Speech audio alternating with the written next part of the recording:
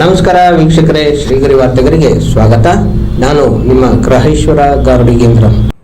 ದಿನಾಂಕ ಡಿಸೆಂಬರ್ 30, 2025ರಂದು ಮೈಸೂರಿನ ಲಕ್ಷ್ಮೀಪುರಂನಲ್ಲಿ ಸಂತಸ ಫರ್ಟಿಲಿಟಿ ತನ್ನ ಅತ್ಯಧಿಕ ಹಾಗೂ ಸುಂದರ ಮೂಲ ಸೌಕರ್ಯಗಳೊಂದಿಗೆ ಸ್ಟೆಮ್ ಸೆಲ್ ಆಧಾರಿತ ಮತ್ತು ಕೃತಕ ಬುದ್ಧಿಮತ್ತೆ ಚಾಲಿತ ನೂತನ ಫಲವತ್ತ ಚಿಕಿತ್ಸೆಯನ್ನು ಅಧಿಕೃತವಾಗಿ ಆರಂಭಿಸುವ ಮೂಲಕ ವಿಸ್ತರಣಾ ಸಮಾರಂಭವನ್ನು ಆಯೋಜಿಸಲಾಗಿತ್ತು.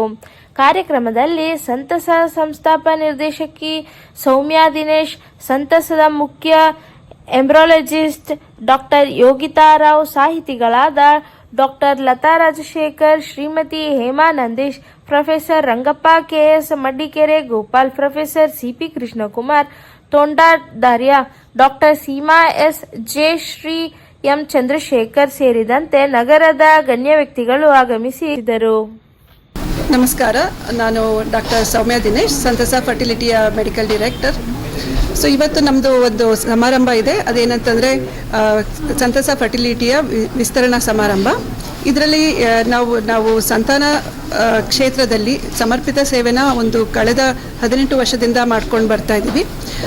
ಅದರಲ್ಲಿ ನಮ್ಮ ವಿಶೇಷತೆ ಏನು ಅಂತಂದರೆ, ಸಾಮಾನ್ಯ ಅದರಲ್ಲಿ ತುಂಬ ಸರಳವಾಗಿರೋ ಚಿಕಿತ್ಸೆಯಿಂದ ಹಿಡಿದು ದೇಶ ವಿದೇಶಗಳಲ್ಲಿ ಲಭ್ಯ ಇರೋಂಥ ಅತ್ಯಂತ ಗುಣಮಟ್ಟದ ಚಿಕಿತ್ಸೆಗಳು ಸಹ ಒಂದೇ ಸೂರಿನಡಿ ನಮಗೆ ಸಿಗ್ತಾ ಇದೆ ಇಲ್ಲಿ.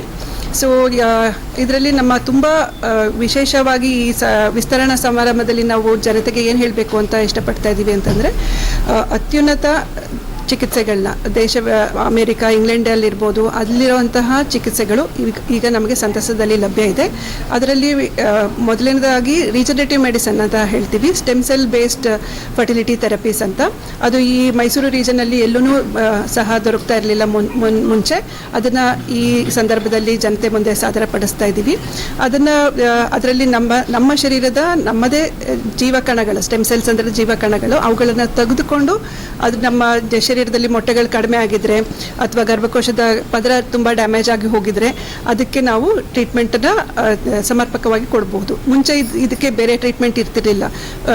ಉದಾಹರಣೆಗೆ ಗರ್ಭಕೋಶದ TB ಆಗಿದ್ರೆ, ಗರ್ಭಕೋಶದ ಪದರ ಡ್ಯಾಮೇಜ್ ಆಗಿಬಿಟ್ಟಿದ್ರೆ ಆ ಮಹಿಳೆಗೆ ಬರೀ ಸರಗಸಿ ಅಥವಾ ಆಸರೆ ತಾಯಿ ಸೌಲಭ್ಯ ಮಾತ್ರ ಸಾಧ್ಯ ಆಗ್ತಾ ಇತ್ತು. ಆ ತಾಯಿಗೆ ತನ್ನ ಮಗುನ ತನ್ನದೇ ಗರ್ಭದಲ್ಲಿ ಬೆಳೆಸ್ಕೊಳ್ಳೋಕೆ ಸಾಧ್ಯ ಆಗ್ತಾ ಇರಲಿಲ್ಲ.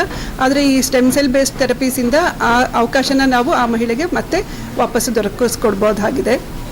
ಅದನ್ನು ಬಿಟ್ಟು AI ಬೇಸ್ಡ್ ಅಂದರೆ AI ಪವರ್ಡ್ ಎಂಬ್ರಿಯಾಲಜಿ ಮತ್ತು ಆ್ಯಂಡ್ರಾಲಜಿ ಅನ್ನೋ ಚಿಕಿತ್ಸೆಗಳನ್ನು ಸಹ ನಾವು ಸಾದರಪಡಿಸ್ತಾ ಇದ್ದೀವಿ.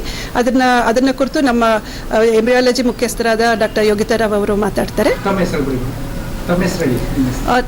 ನಾನು ಡಾಕ್ಟರ್ ಸೌಮ್ಯ ದಿನೇಶ್, ಸಂತಸ ಫರ್ಟಿಲಿಟಿಯ ಮೆಡಿಕಲ್ ಡೈರೆಕ್ಟರ್. ನಾನು ಡಾಕ್ಟರ್ ಯೋಗಿತಾ ರಾವ್, ಎಂಬ್ರಿಯಾಲಜಿ ಡಿಪಾರ್ಟ್ಮೆಂಟಿಂದ.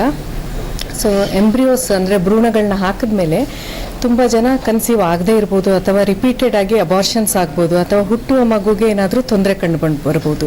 ಅಂದರೆ ಫಾರ್ ಎಕ್ಸಾಂಪಲ್ ಜೆನೆಟಿಕ್ ತೊಂದರೆ ಅಥವಾ ಬೇರೆ ಯಾವುದೇ ರೀತಿಯ ತೊಂದರೆ ಕಂಡು ಬರ್ಬೋದು.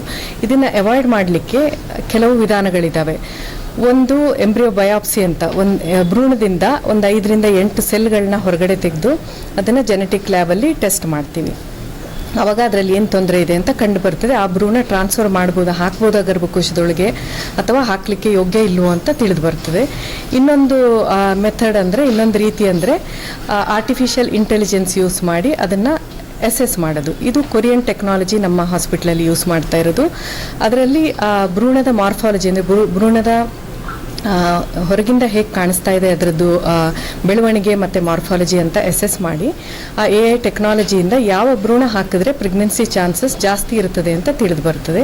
ಮೂರನೇ ಮೆಥಡ್ ನಾನ್ ಇನ್ವೇಸಿವ್ ಮೆಥಡ್ ಅಂತ. ಇದರಲ್ಲಿ ಯಾವುದೇ ರೀತಿಯ ಸೆಲ್ಸ್ನ ಭ್ರೂಣದಿಂದ ತೆಗಿಲಾಗೋದಿಲ್ಲ. ಆದರೆ ಭ್ರೂಣ ಯಾವುದರಲ್ಲಿ ಬೆಳೆದಿದೆಯೋ ಆ ಮೀಡಿಯಾನ, ಎಂಬ್ರಿಯೋ ಕಲ್ಚರ್ ಮೀಡಿಯಾ ಅಂತೀವಿ, ಆ ಮೀಡಿಯಾನ ಟೆಸ್ಟ್ ಕಳಿಸ್ತೀವಿ. ಅದರಿಂದನೂ ಆ ಭ್ರೂಣದ ಪರಿಸ್ಥಿತಿ ಕಂಡು ಬರ್ತದೆ, ನಮಗೆ ತಿಳಿದು ಬರ್ತದೆ. ಅದಕ್ಕೆ ಇಂಪ್ಲಾಂಟೇಷನ್ ಪೊಟೆನ್ಷಿಯಲ್ ಅಂದರೆ ಅದು ಮುಂದೆ ಬೆಳವಣಿಗೆ ಕಾಣುವ ಶಕ್ತಿ ಮತ್ತು ಪ್ರೆಗ್ನೆನ್ಸಿ ಆಗುವ ಚಾನ್ಸಸ್ ಎಲ್ಲ ತಿಳಿದು ಬರ್ಬೋದು. ಪ್ರಪಂಚದಲ್ಲಿ ಎಲ್ಲೇ ಹೋದರೂ ಈ 3 ಮೆಥಡಲ್ಲಿ ಅಸೆಸ್ ಮಾಡ್ಬೋದು. ಅದು 3 ಮೆಥಡನ್ನು ನಮ್ಮಲ್ಲಿ ಯೂಸ್ ಮಾಡ್ತೀವಿ. Congratulations to Soumya, Dr. Soumya, Dr. Yogita and Seema for having taken up this kind of advancement in the expansion memory of Santasa into a next gene center blending science, innovation and care. This center exclusively meant for this leading with world first innovations that I could see. And more the invention is going on, and more people will be benefited by this kind of innovations. In fact, Yogita and Dr. Somya, both of them have trained very well, both abroad as well as in this country, in this direction. And preventive and natural fertility care and artificial intelligence powered therapies, now order of the day, stem cell based and exome therapies, international clinical research wing, the world first sealing therapy for amniotic fluid leak, and aesthetic and functional gynec therapies. All these advanced therapies would help the Mysoreans, not necessarily Mysoreans, all over the world. People will come when the science is advancing, and I am sure in this area also advancing like anything. The International Clinical Research Wing opened today in this Santasa would be definitely beneficial to the public in general, those who are really interested in this. And genetic testing and screening, complete gynec and high risk pregnancy care, everything will be taken care of by this Santasa, which would be very innovative, and is the first kind, in my opinion, happening in this city of Mysore. And my congratulations to both Dr. Yogita as well as Dr. Soumya. And they are really scientists, and those who does scientific innovations, in fact, which will be more beneficial to the public. Thank you, one and all. Thank you. ಮತ್ತೆ ಮುಂದಿನ ವಾರ್ತೆಗರಿಯಲ್ಲಿ ಭೇಟಿಯಾಗೋಣ. ಶ್ರೀಗರಿ, ನಿಮ್ಮ ಮನದಾಳದ ಗರಿ.